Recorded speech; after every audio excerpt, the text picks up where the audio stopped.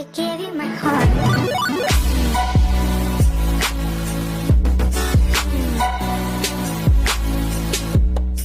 Une merveilleuse histoire. 30 ans plus tôt, je travaillais comme agent de sécurité chez une famille très aisée. Ils étaient très étranges. À chaque fois que j'ouvrais la porte de la voiture pour mon patron en le saluant, il ne répondait jamais. Lorsqu'il organisait une grande fête chez eux, il jetait tous les restes des repas dans la poubelle. Ma famille était très pauvre. Je fouillais dans leurs poubelles pour ramener la nourriture jetée à la maison. Une fois, mon patron m'a surpris en train de fouiner dans les poubelles, mais aucune réaction, aucun mot n'est sorti de sa bouche.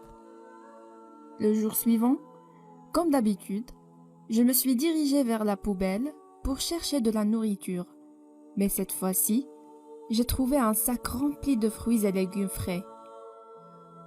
Sans hésiter, j'ai pris le sac avec joie et je l'ai ramené chez moi.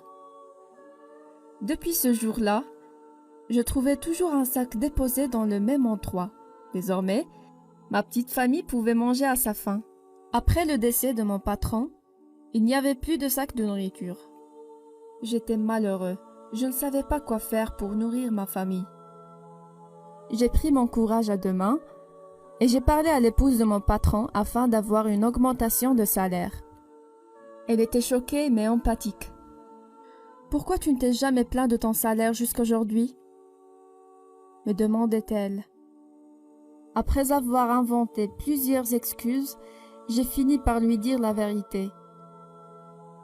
Je lui ai dit tout simplement que je fouillais chaque jour dans leur poubelle de cuisine pour trouver de quoi nourrir ma famille.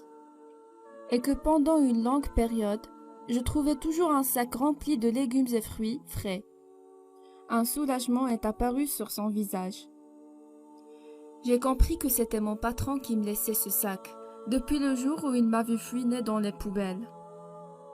Soudainement, son épouse commença à pleurer. Je me suis excusée et je lui ai dit que dès le début, je ne devais pas venir lui parler. Elle essuya ses larmes et me dit « Je pleure pour une autre raison. Tu étais la 7e personne à qui mon mari donnait ses sacs. » Le lendemain, quelqu'un frappa à ma porte. J'étais surpris de voir le fils de mon patron. Il tenait un sac rempli de nourriture.